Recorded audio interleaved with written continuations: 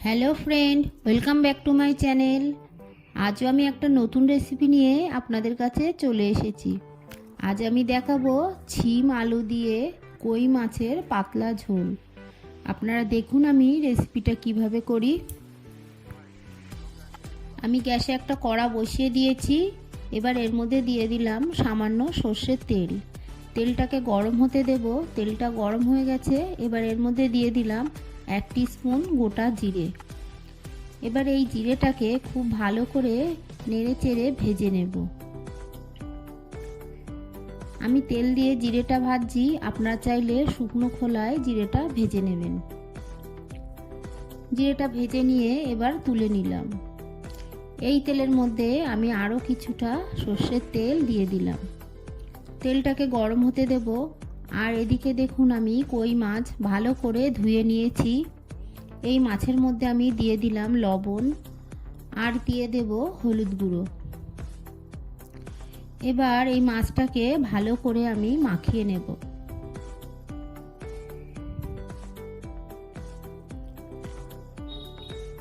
এদিকে তেলটা গরম হয়ে গেছে। এবার এই মাছগুলো দিয়ে ভেজে নেব।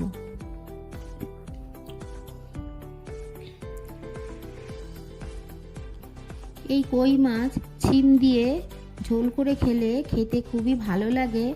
আপনারা বাড়িতে অবশ্যই বানাবেন। একবার হলেও এইভাবে একবার বানিয়ে খেয়ে দেখবেন। মাছটাকে খুব ভালো করে উল্টে পাল্টে আমি ভেজে নিচ্ছি।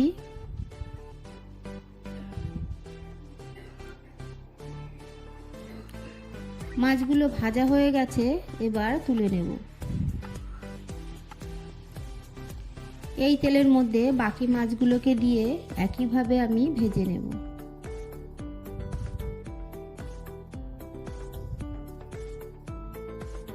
মাছগুলো ভাজা হয়ে গেছে। এবার এই মাছগুলোকেও তুলে নেব।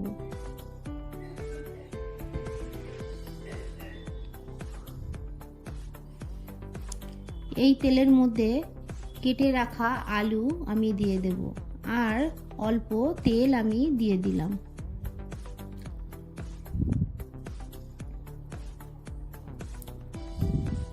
আমি আলুগুলোকে লম্বা লম্বা করে কেটেছি।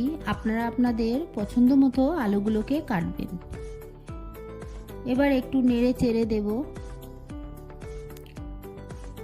এর মধ্যে আমি দিয়ে দেব অল্প লবণ আর অল্প হলুদ গুঁড়ো দিয়ে আলুটাকে ভেজে নেব।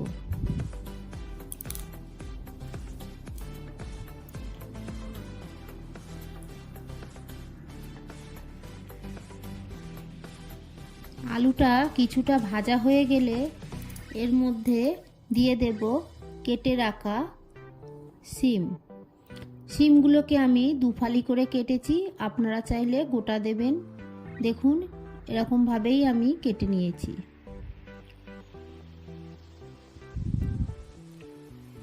এর মধ্যে অল্প লবণ আমি দিয়ে দিলাম। এবার এই শিম আলুকে ভালো করে আবারও ভেজে নেব।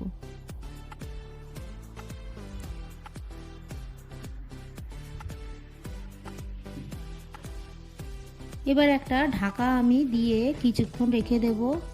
কিছুক্ষণ পর ঢাকাটা তুলে আবারও একটু নেড়ে চেড়ে দিয়ে আবারও ঢাকা দিয়ে দেব। ঢাকা দিয়ে ভাজলে শিমটা তাড়াতাড়ি ভাজা হয়ে যায়। এগুলোকে ভেজে নিয়েছি। এবার সব তুলে নিচ্ছি। খুব বেশি কড়া করে আমি শিমটাকে ভাজবো না, অল্প ভেজেই আমি তুলে নিলাম। এই তেলের মধ্যে দিয়ে দেব 1/2 টিস্পুন গোটা জিরে। ফোড়নটা একটু ভাজা হলে এর মধ্যে দিয়ে দেব একটা ছোট পেঁয়াজ কুচি। এবার ভালো করে নেড়ে চেড়ে পেঁয়াজটাকে একটু ভেজে নেব। পেঁয়াজটা কিছুটা ভাজা ভাজা হলে এর মধ্যে দিয়ে দেব চেরা কাঁচা লঙ্কা। ঝালটা আপনারা আপনাদের পরিমাণ মতো দেবেন। এবার পেঁয়াজ লঙ্কাটাকে একটু ভেজে নিয়ে এর মধ্যে আমি দিয়ে দেব 1/2 টিস্পুন কাশ্মীরি লঙ্কার গুঁড়ো।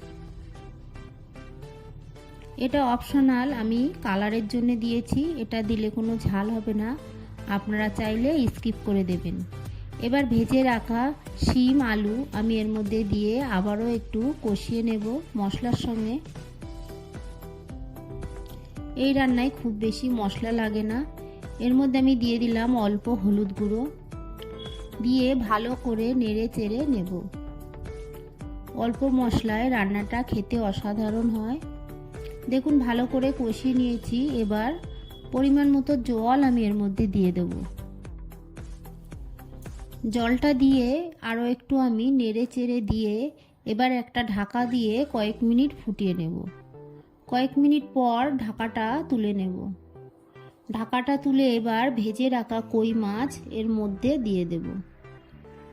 কই মাছটাকে দিয়ে গ্রেভির সঙ্গে ভালো করে মিশিয়ে দিয়ে আরও কিছুক্ষণ আমি ঢাকা দিয়ে রেখে দেব। এবার ঢাকাটা তুলে নিয়ে এর মধ্যে দিয়ে দেব হাফ টিস্পুন গোলমরিচ গুঁড়ো। গোলমরিচ গুঁড়োটাকে দিয়ে আবারও একটু নেড়ে চেড়ে দেব। এই সময় আমি দেখে নেব নুন ঠিক আছে কিনা। এর মধ্যে আরও একটু আমি নুন দিয়ে দিলাম। নুনটাকে দিয়ে আবারও 1 মিনিট আমি ফুটিয়ে নিয়ে ঢাকাটা তুলে নিয়ে যে জিরে আমি ভেজে রেখেছিলাম সেই জিরেটাকে গুঁড়ো করে এর মধ্যে দিয়ে দিলাম। দিয়ে আবারও ঢাকা দিলাম। কিছুক্ষণ পর ঢাকাটা তুলে দেখুন রান্নাটা আমার হয়ে গেছে। শিমটাও সিদ্ধ হয়ে গেছে, আলুটাও আগে থেকেই সিদ্ধ হয়ে গেছে। এই সময় চেখে দেখব সব কিছু ঠিক আছে কিনা। সবই ঠিক আছে। আমি এবার গ্যাসের ফ্লেমটাকে অফ করে দেব। আমার এই রেসিপিটা আপনাদের ভালো লাগলে প্লিজ আমার চ্যানেলটিকে সাবস্ক্রাইব করার অনুরোধ থাকলো, আর পাশে থাকা বেল আইকনটি ক্লিক করে দেবেন, তাহলে আমার নতুন ভিডিওর নোটিফিকেশান আপনাদের কাছে পৌঁছে যাবে। একটা লাইক করতে ভুলবেন না। পুরো ভিডিওটা দেখার জন্য সবাইকে জানাই অসংখ্য ধন্যবাদ।